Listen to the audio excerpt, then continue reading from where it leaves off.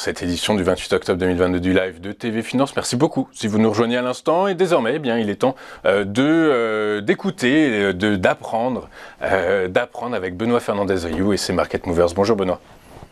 Bonjour Antoine.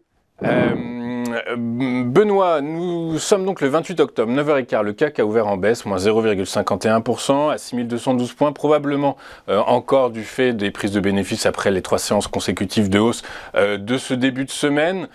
Dans cet environnement, quelles sont les valeurs à avoir en portefeuille dans cette période, dans cet environnement de publication aujourd'hui, on va s'intéresser beaucoup au secteur aérien avec vous, puisque ce matin, 3 sociétés publiaient leurs résultats pour le troisième trimestre 2022 et on va commencer avec Airbus qui a publié ce matin un bénéfice net en hausse de 65%.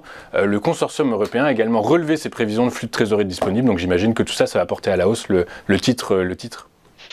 Au moins, il y a un secteur auquel il ne faut pas être, c'est le secteur des GAFAM. On a vu hier un massacre sur ce secteur, notamment Meta qui a fortement dévissé. On a vu Pinterest qui quand même s'en sort plutôt bien avec plus de 10% de hausse, une petite valeur de tech US qui monte. Mais donc, on ne va pas faire un focus sur les GAFAM aujourd'hui parce qu'effectivement, c'est plutôt un secteur à éviter. La bulle se dégonfle en quelque part. Donc, faisons un zoom sur le secteur aérien. C'est ce que je vous propose effectivement aujourd'hui, en ce vendredi de fin de mois d'octobre, puisque de fait, on va avoir les publications, notamment sur Airbus. Et donc, sur Airbus, qui a engrangé pas mal de contrats, et ce qui est très positif pour la société. On doit s'attendre, en tout cas le consensus s'attend à ce qu'il y ait pas mal de bonnes nouvelles en tout cas, et un discours positif pour le pipe, pour la suite des contrats. Malgré tout, hier, on a eu un doji d'incertitude. Donc, on est, comme vous pouvez le constater sur les graphiques, au plus haut, après une sorte d'épaule tête-épaule inversée qui a eu lieu finalement en début de mois.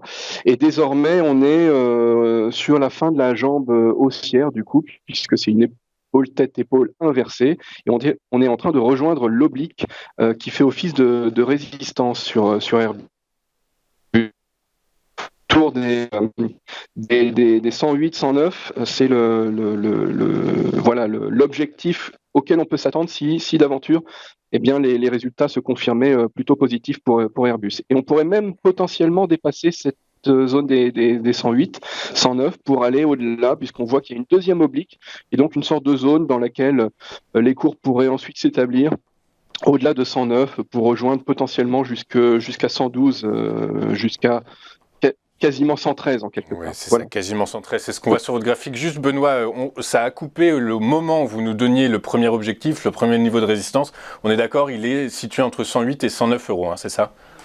Oui, tout à fait. Il faut viser 108, 109 en partant du doji actuel et en mettant évidemment un stop sous la mèche basse de ce doji. Donc un stop très serré pour une annonce imminente et puis ensuite évidemment un objectif qui